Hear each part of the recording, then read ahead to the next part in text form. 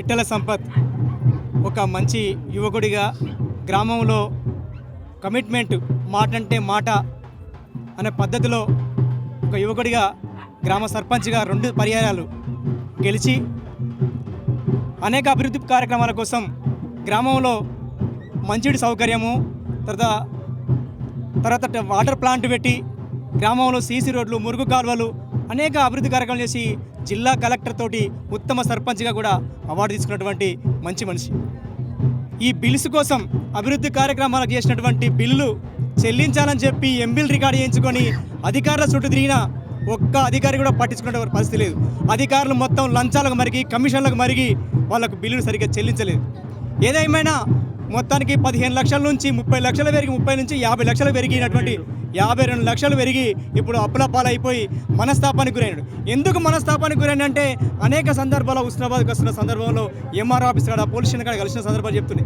ఏం సంపత్ ఇట్లా చిన్నపోయి ఉంటున్నావు, ఎందుకు బాధపడుతున్నావు అంటే నాకు బిల్స్ రావట్లేదు, నీ మంత్రిపై కూడా పార్టీలో కాంగ్రెస్ పార్టీలో చేరినప్పుడు కూడా నాకు బిల్స్ ఇస్తారని చెప్పి తిరిగి వేసారిపోతున్నా అని ఆవేదన కొద్ది చెందినటువంటి పరిస్థితి.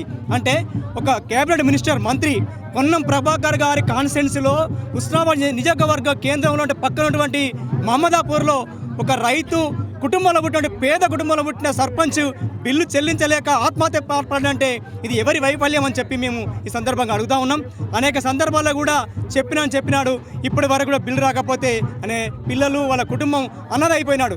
అంటే ఈ ప్రభుత్వం పూర్తి బాధ్యత వహించాలని చెప్పి ఈ సందర్భంగా సిపిఐ పార్టీ వైపున మేము ప్రభుత్వాన్ని డిమాండ్ చేస్తా ఉన్నాం. రాష్ట్రంలో ఎక్కడెక్కడ పెండింగ్లు ఉన్నాయో బిల్లులు మొత్తం వెంటనే చెల్లించాలి, లేకుంటే భారత కమ్యూనిస్టు పార్టీ రాష్ట్ర వ్యాప్తంగా ఆందోళనకు సిద్ధమవుతుందని చెప్పి ఈ సందర్భంగా మొన్న చాడ వెంకరెడ్డి గారు మాజీ ఎమ్మెల్యే గారు కూడా పత్రికా ప్రకటన ముఖ్యమంత్రికి లెటర్ కూడా రాసినారు.